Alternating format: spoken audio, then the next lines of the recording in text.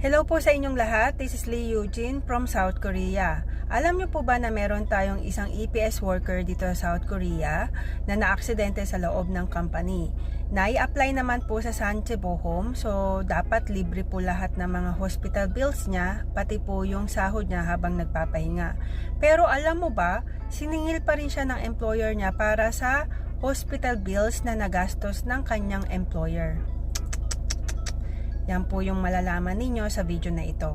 Ganito po yung nangyari.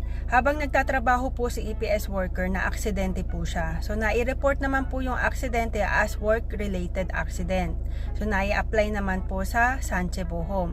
Usually kapag in-apply sa Sanchebo Home, yung government po yung magbabayad ng hospital bills, pati yung mga treatment bill. Babayaran din po ng Sanche yung kanyang mga sahod, or bibigyan po siya ng 70% na allowance. Habang wala siyang trabaho, meron po siyang sinasahod. So government po, sagot po ng government lahat yan. Kaya lang, itong employer po niya, siningil po siya. Later on, siningil po lahat ng hospital bills na binayaran ng employer dun sa worker. So usually, pag ganyan po, labag po yan sa batas dito sa South Korea. So ano po yung dapat ninyong gawin pag ganyan ang ginawa ng employer?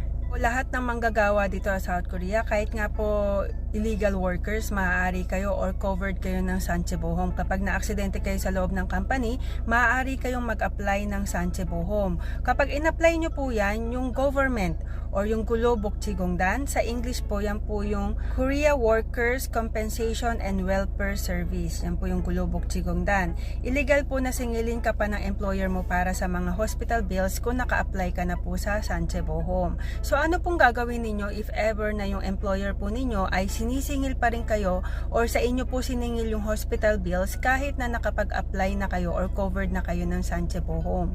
So una, lagi nyo pong tatandaan na kapag na-aksidente kayo sa loob ng company, kailangan i-declare po ninyo na work-related yung accident po ninyo para later on mai-apply nyo po yan sa Sanchebo Home. Pagkatapos, halimbawa na apply na siya sa Sanchebo Home, yung Sanchebo Home, siya na po yung magbabayad ng mga yan. So hindi na po kayo dapat singilin ng employer kasi bayad na po siya sa Sanchebo Home, di ba? So pag ganyan po, maaari po kayong magreklamo sa or sabihin niyo po sa Gulobok-Chigongdan na covered kayo ng Sanche, nakakatanggap kayo ng Sanche, pero sinisingil pa rin kayo ng employer ng hospital bills. Yan po yung pwede ninyong gawin. Or kaya naman, kung kinuha po ng employer ninyo yung sahod ninyo or tuejikkum para sa hospital bills, mag-file po kayo ng reklamo sa Nodongchong or sa labor para maibalik po ng employer yung mga siningil niya para sa hospital bills. Kasi illegal po na singilin kayo ng employer dahil naka-apply na po yan for Sanche. So sa mga EPS worker natin dito sa South Korea, alamin po ninyo yung inyong mga karapatan. Kapag kayo ay covered ng Sanchebo Home, wala po dapat kayong babayaran na any hospital bills or any hospital treatment. So sagot po yan lahat ng Sanchebo Home.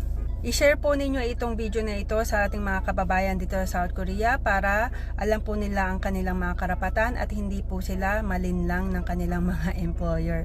So again, this is Lee Eugene from South Korea. Maraming salamat po. Annyeong!